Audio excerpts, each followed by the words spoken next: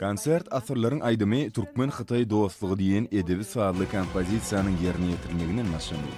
Bu çykyş Türkmen we Xitay halklarynyň köp asyrlyk dostluk we dogunlyk gatnaşyklaryna daýanýanyny, şol gatnaşyklarda özara medeni hyzmatdaşlygyň ösürilmegini we baýlaşdyrylmagyna möhüm ähmiýet berilýändigini aýdynlygy bilen ýüze çykardy. Türkmen halkynyň milli lideri Gahrman Arkadamyň sözlerini dördürin. Pehim payhys ummany magtum ulup pragy diýen aýdymyň ýanglanmagyny, konsertiň tomaşaçylary egsilmez ruh bilen we dowamly el çarpyşmalar bilen garşyladylar.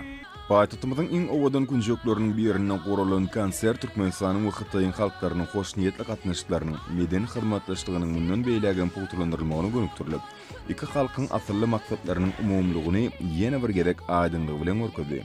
Konsertte ýanglanan hoşowaly aýdymlar bir taraplyk ýoly bilen Marian garaşly Türkmenistanyň dünýä halklary, şol sanyna Xitay halky bilen dostlugyny gatnaşyklaryny mundan beýlegen puwturlandyrmagyny, ösürmegiň tarapdardygyny ýene bir gerek äşkar görkezdi. Soňky ýyllarda iki ýurdun ähli iler tutulýan ugurlarda hyzmatdaşlygyny ösürmek boýunça ul işler amala aşyrly. Dostlukly halklaryň arasyndaky medeni insanperwer gatnaşyklar ýyl-ýylan barha işçileşdirilýär. Durly konsertler, festivaller, sergiler gurulýar. Medeniyet we kino günleri geçirilýär. Şu konsertde özara medeni gatnaşyklaryň hatym ösürme uğrundaky ähmiýetli çäýler berdir.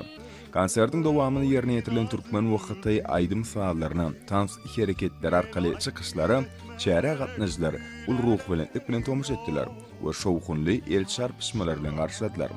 Bajaýyp aýdym saat dawrasyna Türkmen sunwat ustadlarynyň çykyşlary Gahrman Arkadamyň başyny başlan we arkadagy Gahrman Ferdarymyň ýergiderli durmuşy geçirýän dünýä bileşiginiň akrarnamasyna hem-de gollugyny eýe bolan açyklyk we giň halkara hyzmatdaşlyk syýasatynyň insanperwer ugrunyň ähmiýetini beýan etdi. Dünýäniň durly ýurtlary bilen medeniyet ulgamyna hyzmatdaşlyk, dostluk we anaşmak gatnaşyklarynyň ösürilmegine Türkmen halkynyň baý taryhy medeni mirasyny öz bolşy däpde surlaryny wagt etmäge ýardam edýär.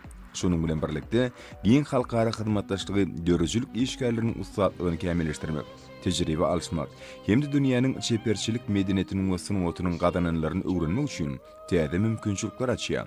Konsertde Xitay aýdymlarynyň ýanglanmagy, halklaryň arasyndaky dostlugyny gatnaşyklarynyň puwturlandyrylmagyna, medeniyetiň we sunwatyň insanperwer ýolgalaryň uly ähmiýetiniň bardygyny görkezdi.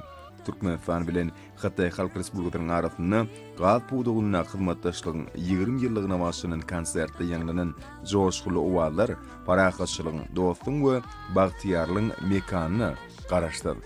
Baky beter Türkmenistana bolan sevgini artdyryp, kalplar gurşawaly. Şeýlelikde owadan sahnada ýerine ýetirilen konsert maksatnamasy iki ýurdun arasynda gaz puwdugyna hyzmatdaşlygyň 20 ýyllyk döwrüniň üstünlügi betlenmegine ajaýyp sowat boldy. Munyň üçin artistler öz ajaýyp çykyşlary bilen iki ýurdun başlanlaryna we Gahrman Arkadamyna tüýsürekden alkyş sözlerini aýdyp, hoşallyk bildirdiler. Konsertiň ahyryny oňa gatnaşyklaryň bilelikde ýerine ýetirmegine ýanglanan şöhratsy Gahrman Arkadamy, arkadagy Gahrman Ferdary diýen ajaýyp aýdym dabaranyň jemlenmesine urildi.